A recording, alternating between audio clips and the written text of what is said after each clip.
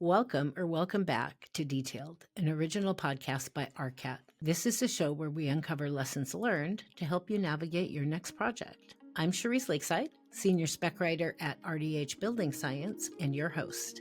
My guest today is Vishaan Chakrabarti, founder and creative director at Practice for Architecture and Urbanism, or PAU, in New York City. With over 30 years of proven experience authoring and implementing visionary urban architecture, Vishaan Chakrabarti is the founder and creative director of Practice for Architecture and Urbanism, PAU, where he leads the firm's growing global portfolio of cultural, institutional, and public projects.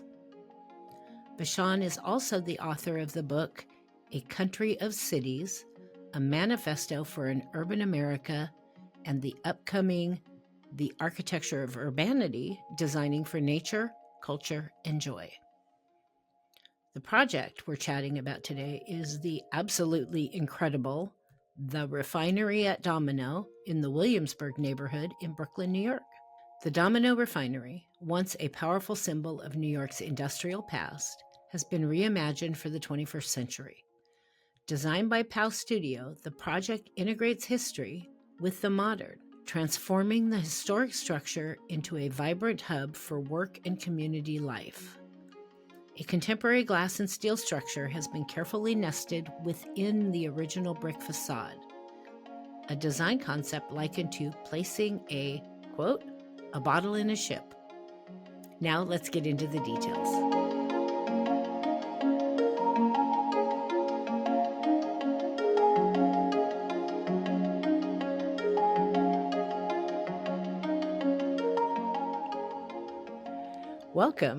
Welcome back to Detailed.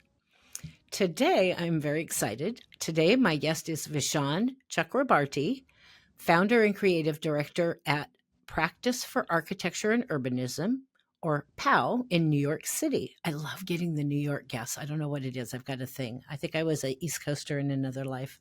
Got it. The project we are talking about today is the very cool refinery at Domino in the Williamsburg neighborhood in Brooklyn, New York. Vishaan, welcome to Detailed. How are you today? Thank you. I'm great. Thank you. Thanks for having me. I am excited to have you. I was excited when I saw the pictures of this project, but then Yeah, I it's super started cool. doing the homework for the interview and to decide what questions I wanted to ask you. And I'm like, literally out loud at my desk, all by myself going, they did what? I was really blown away. So I'm really excited. So we'll get right into it. We start with an icebreaker question, and it's different for everybody. And so for you, doing I call it my trolling of you on the internet, your bio says that you have a new book titled The Architecture of Urbanity, Designing for Nature, Culture, and Joy. And the word that popped off the page to me is joy, because I kind of try to live my life in that space. So tell me about this book. What am I going to see if I read it? So I really appreciate you paying attention to that. I'm a big believer, not just in cities, but like just in collective civilization, whether it's a village, a small town, it doesn't have to be a big city. But the idea that we as a species like to build these places together, we have since antiquity.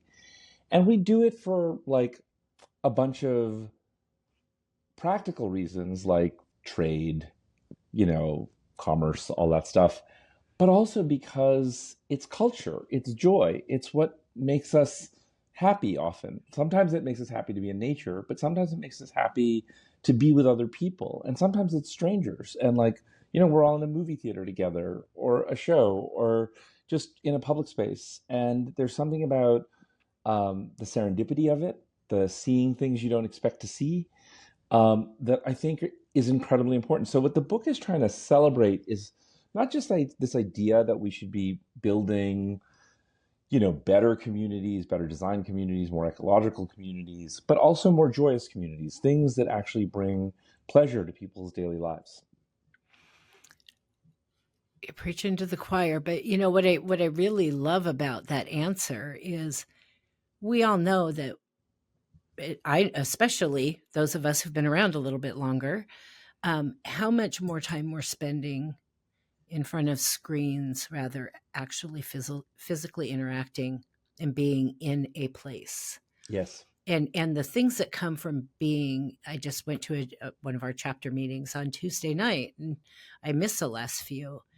And, I walk in the room, and it happened to be a women in construction panel.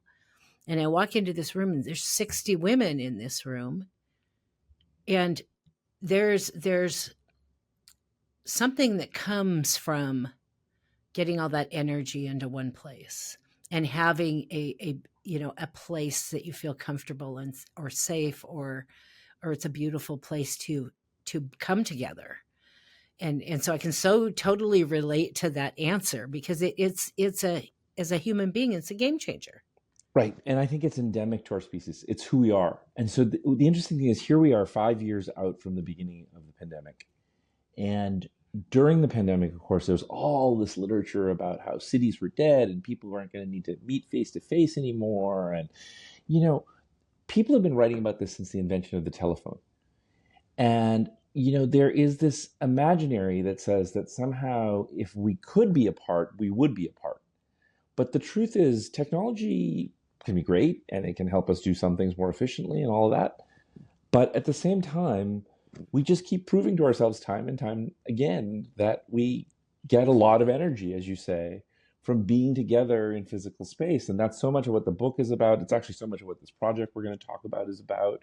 And how you talked about screens. We already know, I don't think it's even a point of debate anymore, that social media algorithms are designed to make us fight, right? That's how people make money, right? Is getting vitriol on the internet.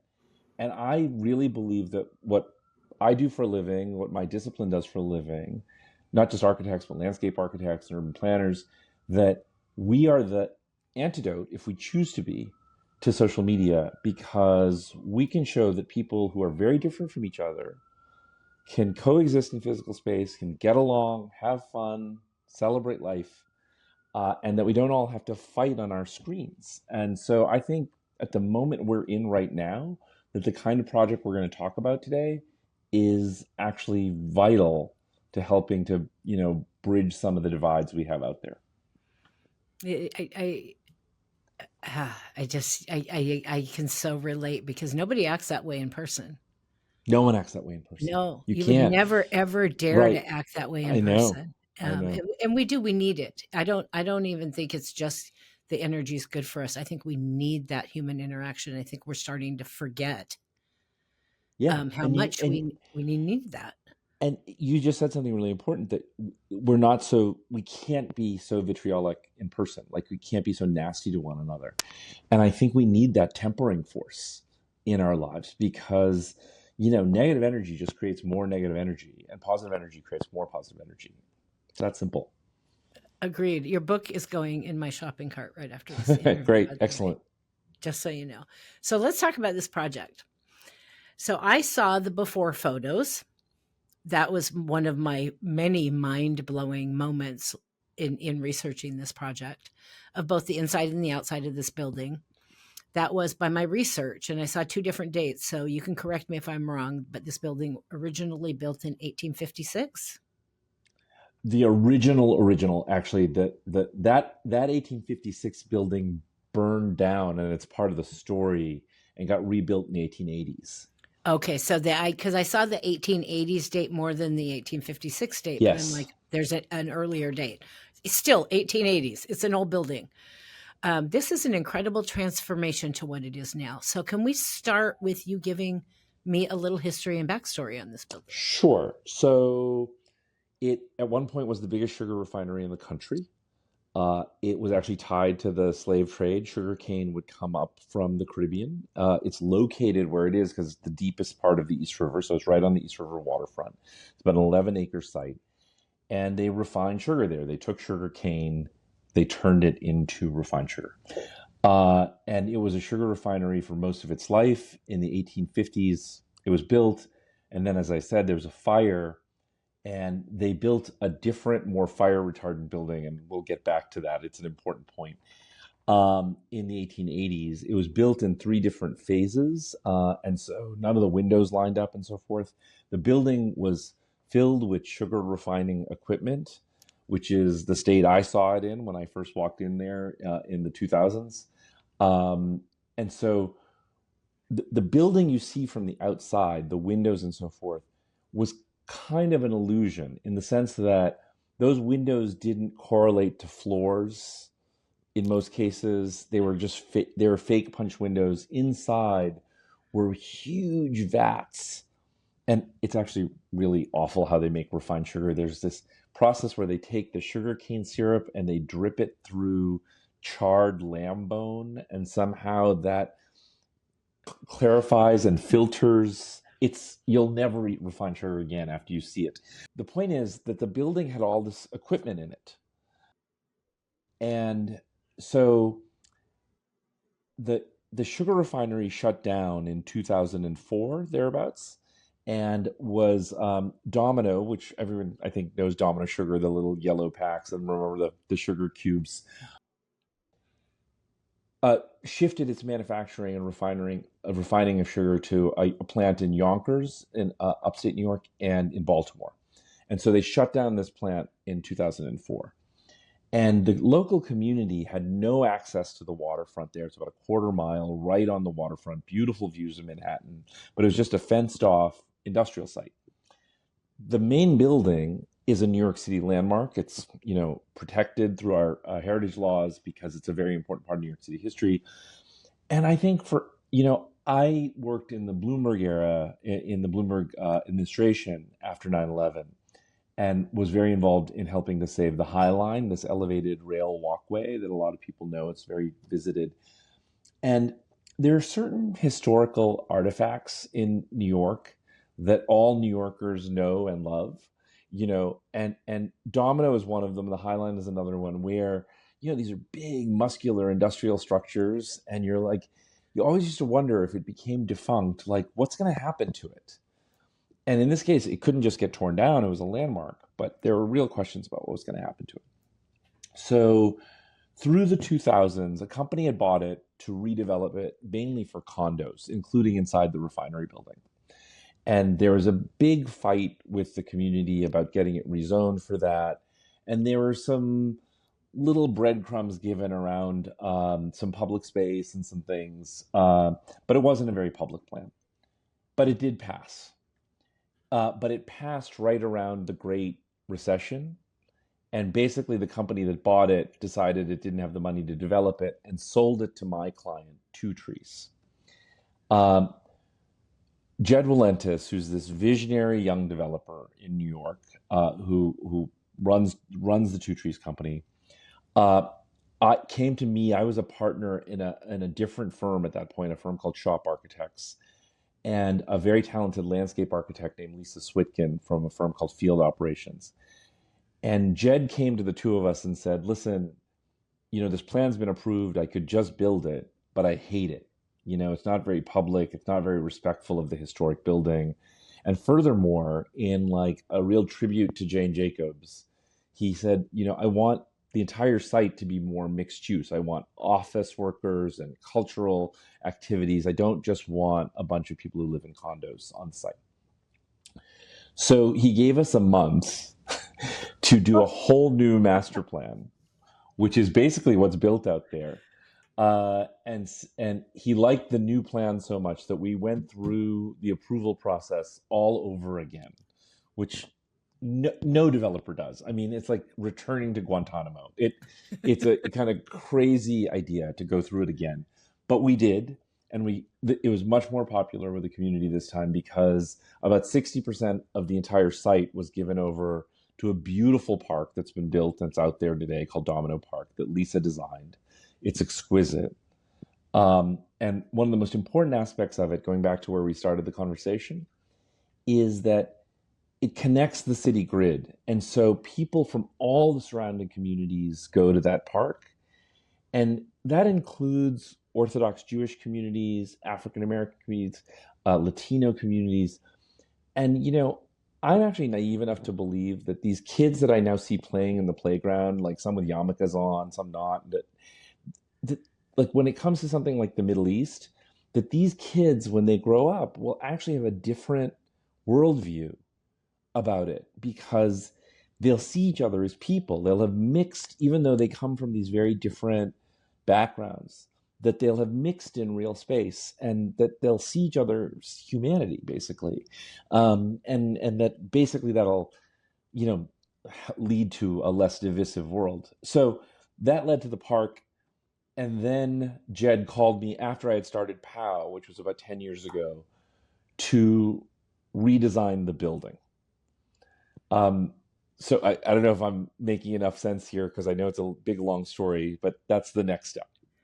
So he called me and said, look, I want to put a creative office, like an office building for creative workers in this building. I want an event space at the top, and then I want really public retail, food and beverage, that kind of thing to just inhabit the ground floor so it feeds out into the park that we'd built around it. And that was a really tall order because the building was built as a factory and it wasn't built to be public. And like I said, it was built in 3 phases, so the windows didn't line up. And because it was a landmark, the windows themselves were very small. And so not a lot of light got into the building. It was quite dark. You said you've seen pictures of the inside. Yeah. It was really gloomy in the building.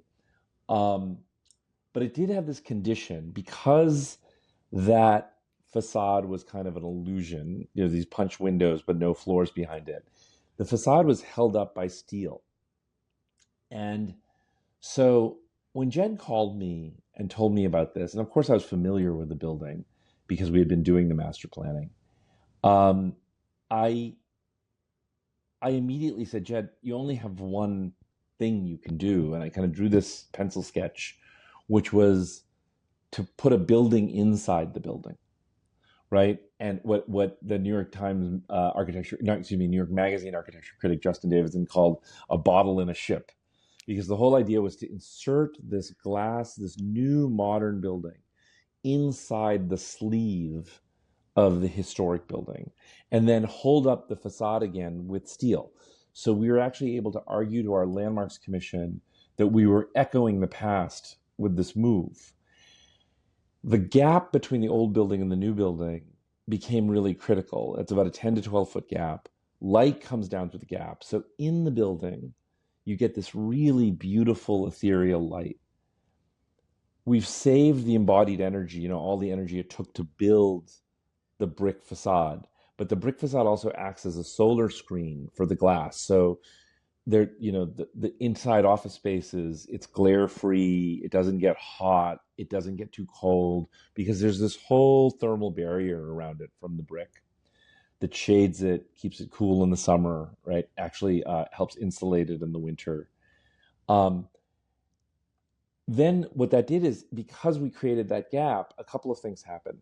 Lisa, our landscape architect, had this genius idea of planting oak trees. And so there are, I think it's 19 or 20 pin oaks. Pin oaks are very tall and thin in the gap. And so there's all of this biophilia, there's all of these plants. So unlike, a kind of old fashioned sterile office building, when you're in the building, if you're an office worker, I think it's very tuned towards people who are trying to create things.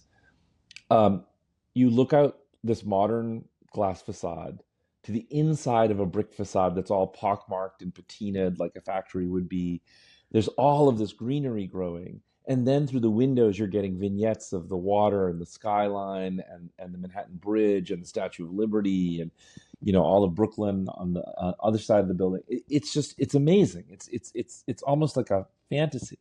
And then that gap also meant that we pushed some air rights up to the top of the building, which is what allowed us to create an event space up there. And that's this beautiful barrel vault arch. And the barrel vault comes from the fact that if you look at the windows of the original building, I had mentioned that the 1850s building burned down.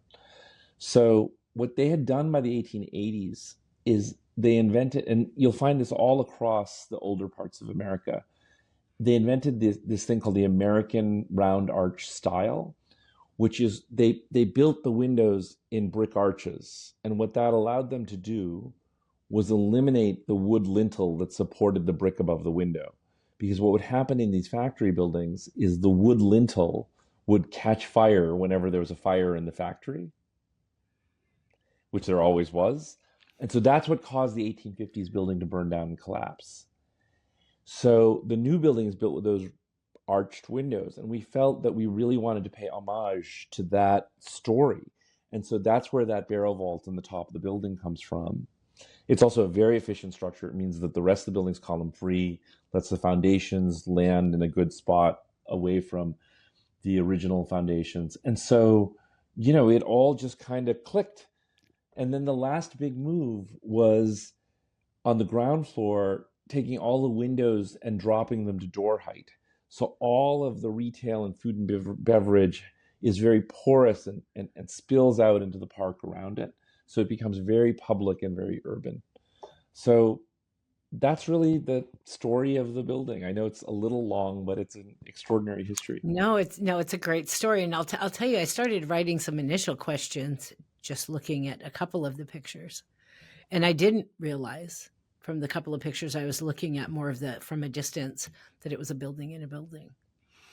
And then I started doing more of the homework, and I'm like, oh, I got to rewrite all these questions because I did not realize what I was looking at, looking at it from a distance. I thought, because I was like, how did they, it just didn't make any sense to me until I saw what you actually did. But it's incredible. And so we'll skip a question later because of this part of this conversation. But that conference room picture, there's a picture of a conference room where it's, this glass building, floor to ceiling windows, and you're looking out because it's floor to ceiling windows at that brick and the greenery.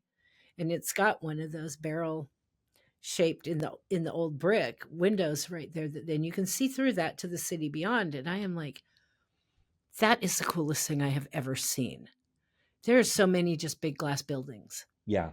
Everywhere. And they're beautiful. I'm not taking anything away from them, but to take the mix of the two of those and it's so much warmer, and I don't even know how to describe it, but I was like, when am I going to New York again? Because I need to go see this thing in person. Well, I'd be happy to tour you through the building. I'm glad you had that reaction. That's a really interesting space. I mean, to me, there's a larger kind of philosophy behind this, which is, a lot of the 20th century in architecture and urban planning, what happened is people would come in, they'd demolish everything that was there and, build this new thing. So like if you saw Spielberg's remake of West Side Story, it's all about how they destroyed this whole neighborhood to build Lincoln Center. And, especially back east, this is less true in California, but although it happened very much both in Los Angeles and in the Bay Area in terms of highways, where they would just tear through existing neighborhoods, right? And often they were poor, Black, Latino neighborhoods, and they would tear through them and they'd build this other thing. And so, in the 1960s, Penn Station got torn down. That was an original building. It was a very beautiful building. That triggered the nation's landmarks laws. And, we then had like this pitched battle between preservationists and developers and people who wanted everything to stay the same and kind of freeze it in amber, and everything, and people who wanted change. And I think the 21st century is like much more fluid than that. Like we shouldn't live in that binary of like everything's either frozen or completely transformed. There's a middle ground. And the space you're talking about to me is absolutely the embodiment of this philosophy, this liminal space of a clear glass curtain wall, as you're saying, with this historic brick facade and nature sitting in layers, between that and beyond that, we don't have to make these false choices. You can have a sense of preservation that still moves you into the future with progress. You can do that in tandem with nature. You can do it in tandem with the idea that it's workspace that brings joy, right? So like that's another kind of like false choice? Shouldn't we enjoy work? And so, to me, the building is this embodiment of this idea of this kind of oscillating, pulsating, living thing that's sitting between the past and the future, right? And I think that's what people really like about it. I mean, I get a lot of compliments about the building. People I don't even people who didn't know that I worked on the building were like, "Hey, did you see that crazy thing?" And so it gives me hope that we can, like, our cities need to grow. They need to change. I mean, Los Angeles just went through these horrible fires and questions of how to rebuild, right? And can we do that in a smart way? The answer is yeah, we have to make tough choices, but like it doesn't have to be this like it's either sprawl or there's no building. It's either, like there are ways to do things. And I just think it takes creativity.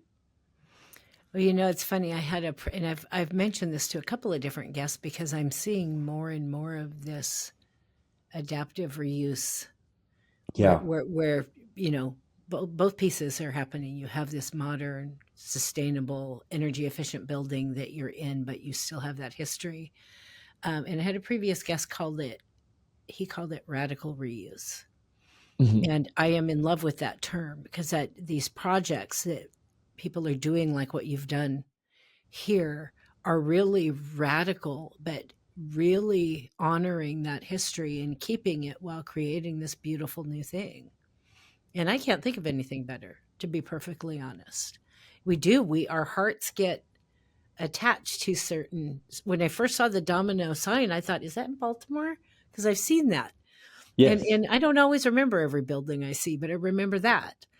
Um, so yeah, it's just I am truly like head over heels in love with this building.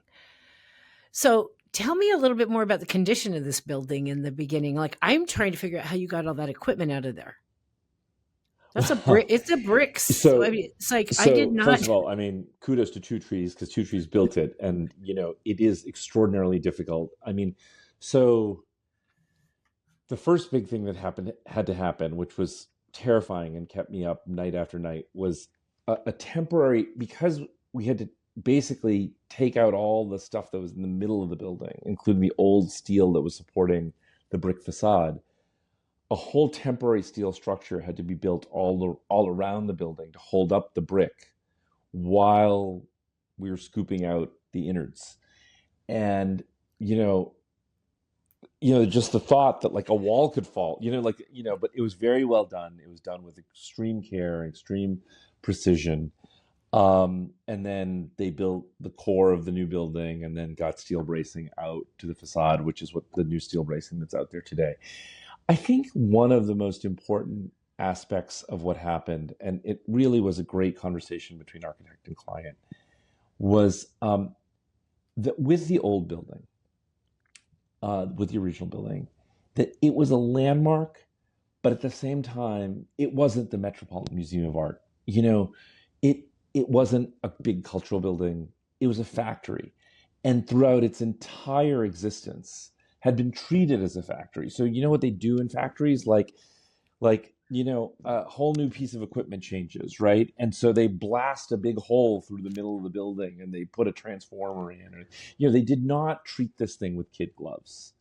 And so the building has a patina that tells the story of all of those moves and places where they took out brick and you know, and that's what gives it its grit. And we didn't want to pretty that up.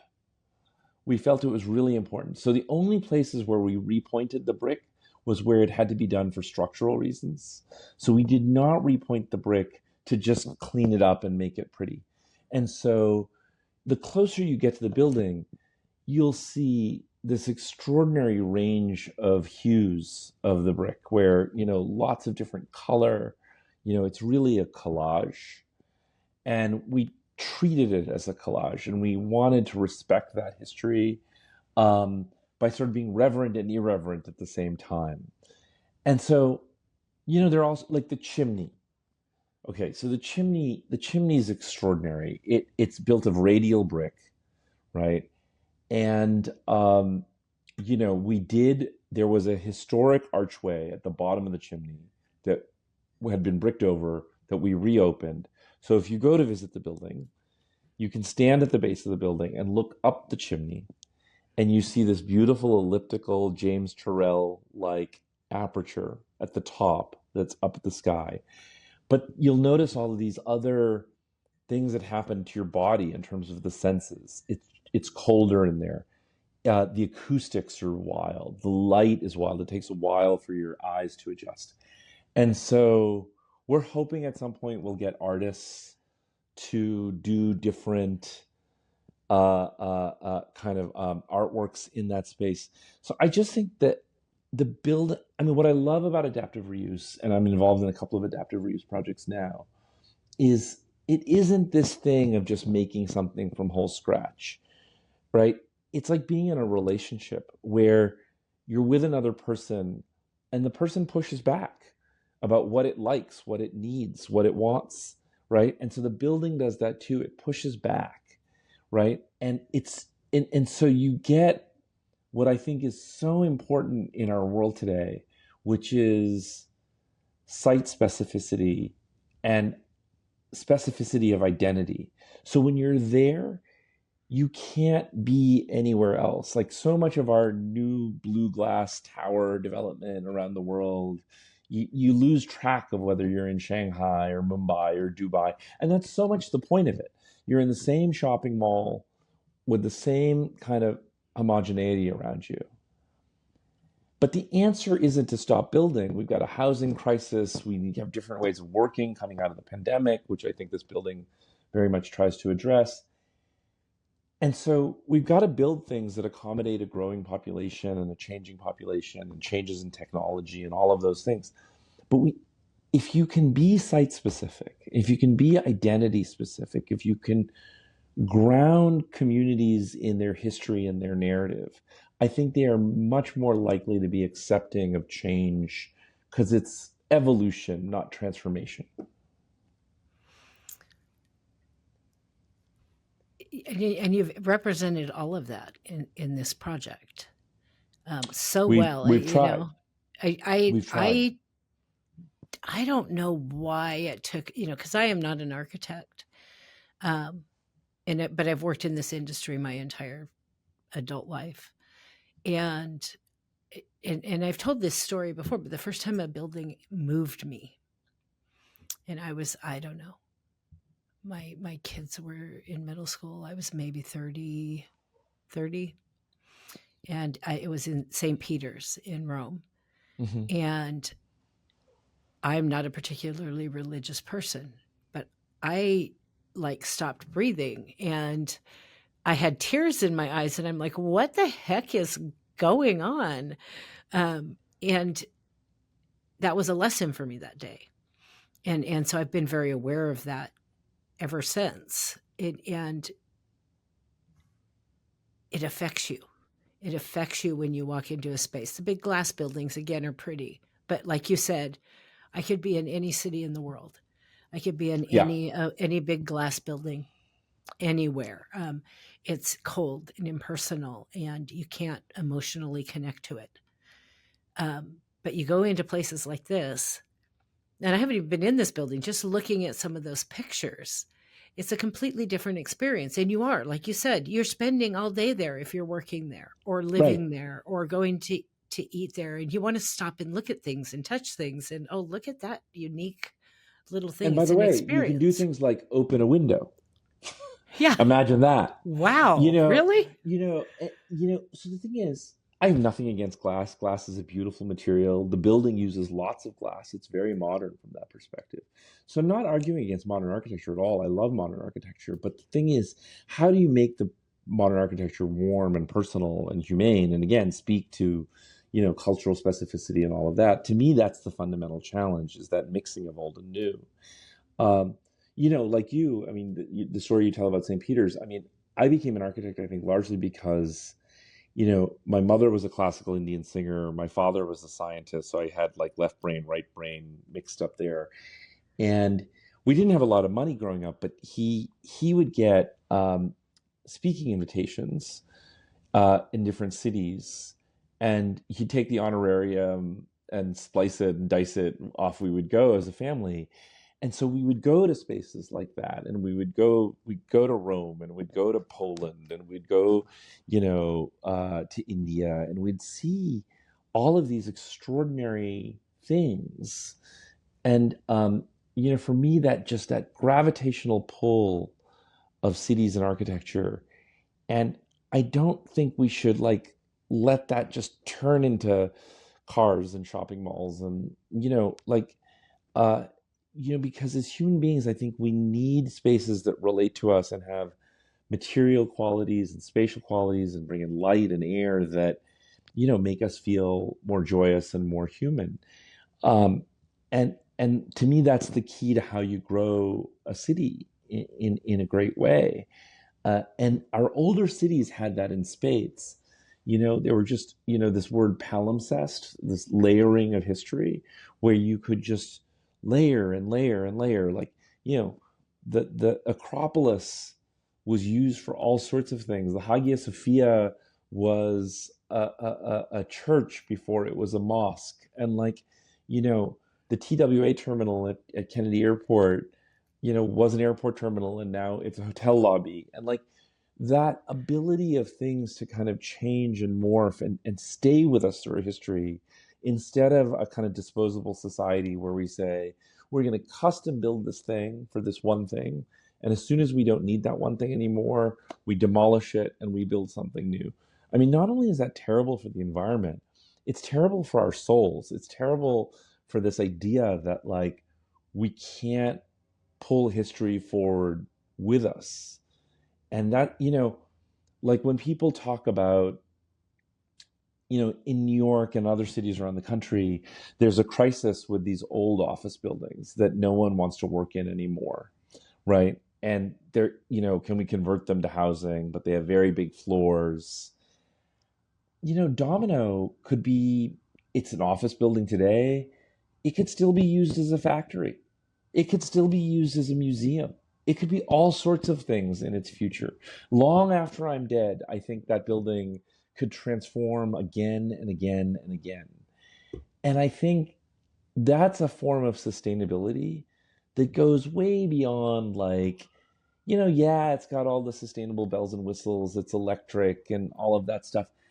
But the reason I talk about that less is because I just think that is this focus we have as human beings on what's the latest, greatest technology that we can use here. But to me, the most sustainable things are the most beloved things.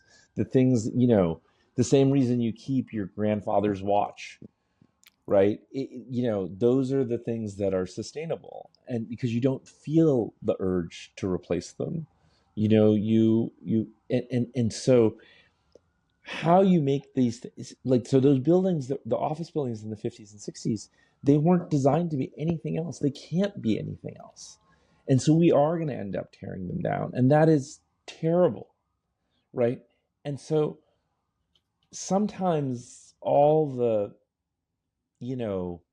real estate wizards and the brokers and all the people are like, oh, yeah, it needs to be exactly this because it's exactly for this use. Well,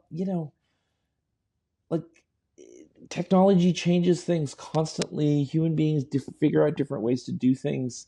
So, I'm always amazed at how the old factory buildings in New York, they were factories, they were warehouses. Then they became artist lofts, and in some cases they became condos for hedge funders. And they change and they change and they change because there was the ceiling height and the column grid and the windows and the operable windows and all the things that let the building be lots of things throughout its life. And we don't, it seems to me, focus enough on those attributes because someone's going to say, well, to make the ceiling height 12 feet instead of 8 feet is going to cost me X amount of money, right? And I say to them, but think about the resilience of the building in terms of everything it can be used for if you invest that money, right? And that's, we're so widget driven that we lose sight of the forest for the trees in terms of things like that. And so I'm very glad that we're privileged enough to have clients like Jed who have the foresight to say, no, no, no, no, we got to build for the ages. Well, that's really an outstanding point. And I'm on like 125 of these interviews now since we started this podcast, and we talk about sustainability a lot.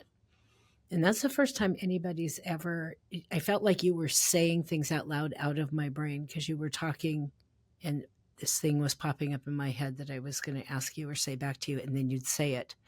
It's like, okay, I'm not going to say that because he just said it.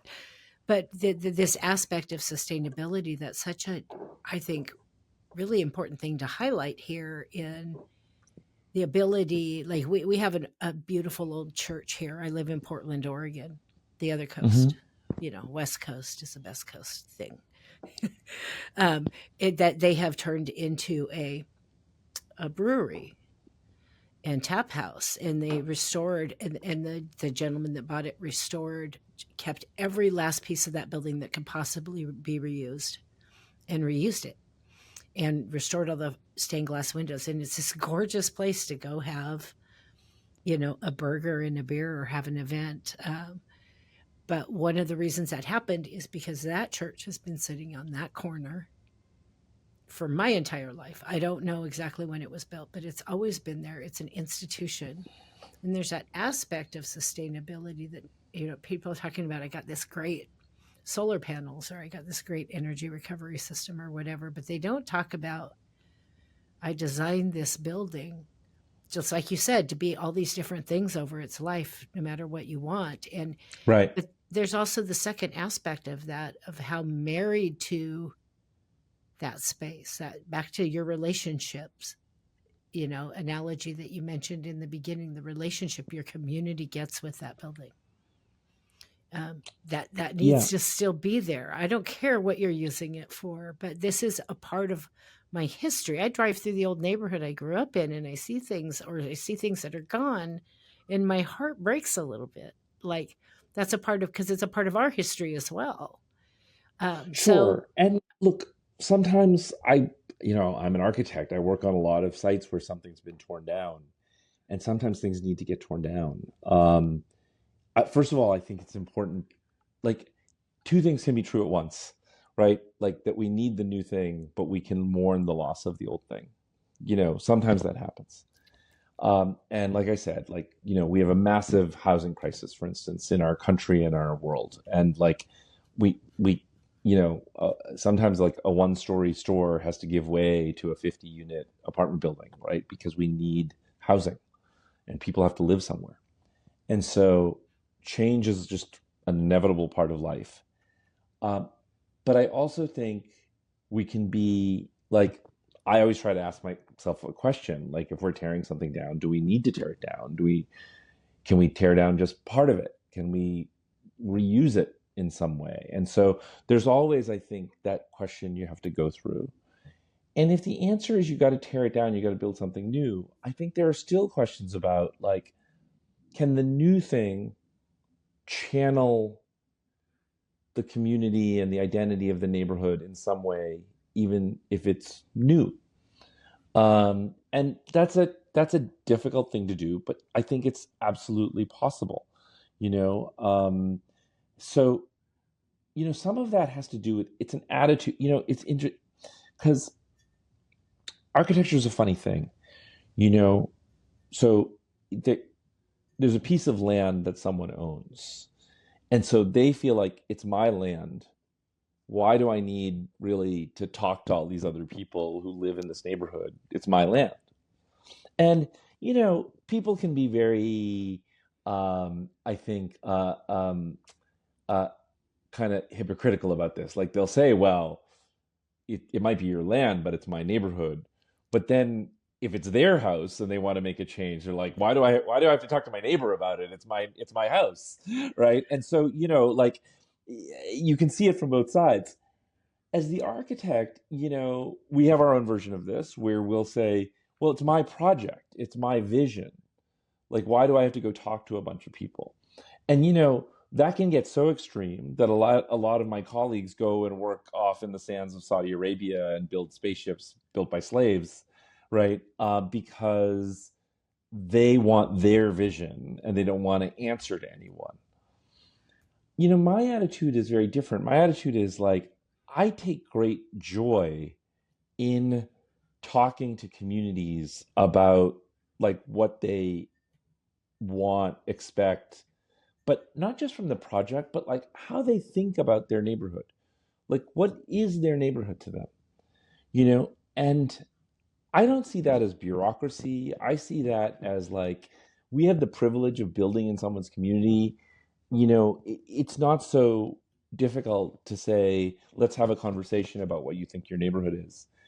That doesn't mean you're going to satisfy them, doesn't mean you're going to make them happy, right? But at least you're in dialogue.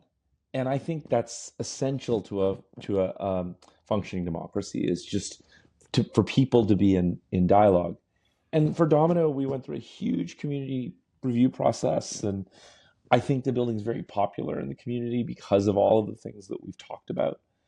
Um, but I just wish, and the book kind of urges people in my profession to do more of this and have a different attitude, because we're introducing, architects are change makers almost by definition, and we're introducing change to people's lives and their neighborhoods and what they see every day, what they feel every day.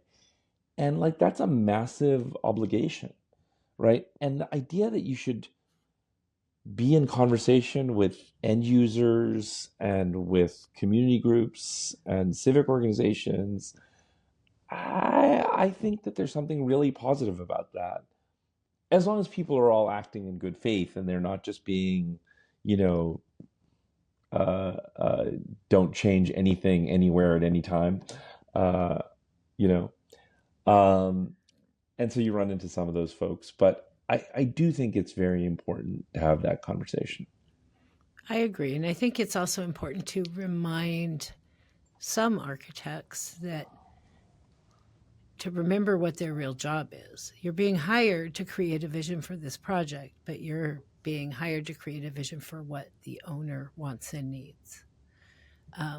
Not typically being hired to just create whatever you want, regardless of the owner, what the owner wants or what the community wants, or at the end of the day, it's not the architect's money, that's building the building. But I think sometimes architects can get so far into their vision, they forget who they're serving in the long run with the building that they're going to walk away from and go do the next building. Um, and not many. I see that less so more than ever before in my career these days. I think we are becoming, in a lot of ways, far more collaborative in So, how we do our work. the reason the book is called The Architecture of Urbanity and not, say, The Architecture of Communities is because I think there's a fundamental tension in what you're saying, right? So I, I wholeheartedly believe that as an architect, I've got an obligation to go, talk to people, understand, like I said, what they think their community is about and so forth. Um, at the same time, you've got to strike a balance with the idea that, like, challenging people, getting people out of their comfort zone, not just giving them what they expect or they think they want. Steve Jobs was famously, talked about how, the customer doesn't know what they want. And I remember when the iPad first came out, that everyone laughed at it as a big iPod and like, who would ever need this thing? And now, like, I'm talking to you on a tablet, Yeah. right? And so sometimes we don't know what we need. And so there has to be room given to creative forces to create difference. And sometimes that doesn't work, and sometimes it does. Like, and this is the art side of architecture, where fundamentally, you know, for an artist to have any kind of creative freedom, they have to have the ability to fail. They have, there's good art and there's bad art. There's art that some people love and some people hate. And so there has to, so to me, the reason it's called urbanity and not communities are great, but communities can also be very tribal. They tend to cling together as people who maybe, look alike or pray alike or vote alike, right? And tend to kind of want to form groups of people where there's less friction, right, of difference. And I think urbanity, whether it's in a little village or a big city, is about inviting a certain sense of friction, inviting a certain sense of the unexpected, inviting that sense of like, you know, the woman in the burqa is actually much less scary in person than my social media feed makes her out to be, right? And that like inviting that sense of friction. It's to me the same thing with design that like, you know, Domino, I would never call Domino a contextual building. It's not something that blends in to the context of Williamsburg. It pops, and so what I really actually appreciate about the public process we went through, both with the Landmarks Commission and the local community, is they were willing to say, okay, this is a bit radical, as you say, like radical reuse. This isn't just like the expected, but let's go for it. And like we all kind of held hands and jumped off the bridge together. But the thing is, that is rare. Often when I'm with communities, they're like, well, why can't it be low and brick or wood and just, blend in? And sometimes a building should blend in. Sometimes it's a background building and it should blend in. And I don't have a problem with that. We're doing a housing project right now that's an affordable housing project, really for very low income people. And they want it to blend in. They don't want it to pop. They don't want a big sign that says poor people live here. They want it to just blend in the neighborhood. And that's our job. And that's fine. But there are other times when it is important that architecture challenge people, right? And that like make you think, does that belong here? What is our neighborhood? Does it accept difference? And it's okay for everyone to not like it. And so finding those lines is always tricky. It's subjective, it's shifting.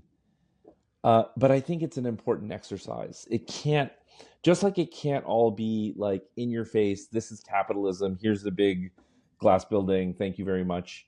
It also can't be, here's the quaint little house, I know it doesn't bother you, right? Like, but it actually doesn't fulfill the needs that we have as society. So, finding the right balance is the hard part. It's something that we try to navigate every day. Well, and I couldn't agree with you more. I think my bigger issue is when I have, in the course of my career, seen an architect working in a silo and not having the conversation. Mm, I think yeah, we, in anything in life, if we're looking at something and we like it or we don't like it or we have a problem with it, whether we're going to get what we want or not, just being able to have a voice in it, or being yeah, exposed to these different ideas, which I think absolutely needs to happen, and shown a different path. I think all of that needs to happen, but the key piece here is getting out of your vision box enough to hear what everybody else has to say, whether you're going to do it or not. yeah. No, You I know, totally agree. I yeah, totally agree. And when I've been in those conversations, I've watched change occur both in the person I'm talking to and in me, right? Where if it's a dialogue happening in good faith, right, where the person isn't screaming at yeah, you, right, or calling you a shill for a developer or all the other lovely things that I've been called throughout my life, but they're genuinely interested in dialogue. Um, then it's a co-education process, right? Where you can introduce ideas to them and they're like, I hadn't thought about it that way. That's interesting. And they'll say, but what about this? And I'll say, I hadn't thought about that. That's super interesting. Maybe we'll do this differently. And I think if that's genuine and it's real, it's incredibly rewarding.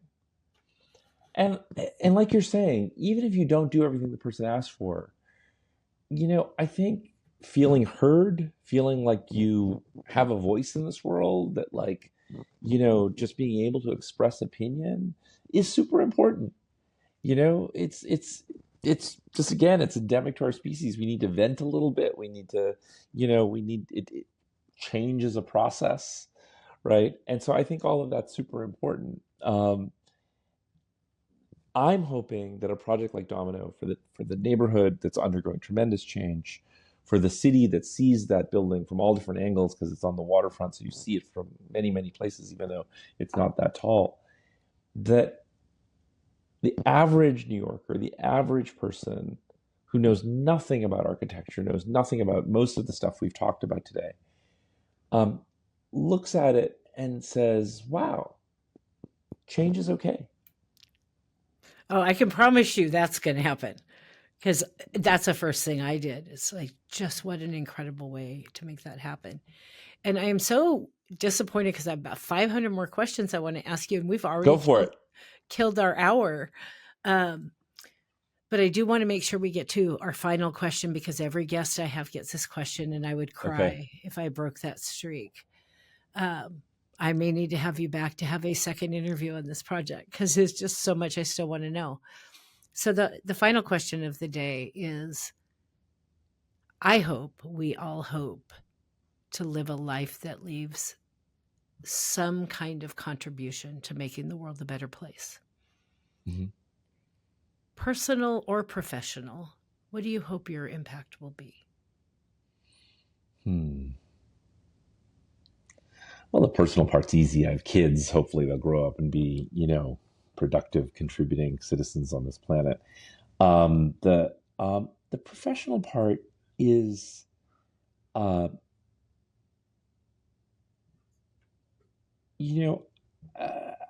think it's about wanting, not just through projects that we do like Domino, but also writing, for people to really think more about their built environment. Like to think, one of the things the book argues is that probably the two existential crises we're in right now, climate change and political division, right? That the book makes an argument for why the built environment directly impacts both of those things, and why, if you design a better built environment, you could help heal both of those things. And my life's work, I think, in many ways is about getting people to see the world around them, right? And to enjoy the world around them and think about the world around them. The physical world that we see today, the suburbs, for instance, the suburbs barely existed before World War II.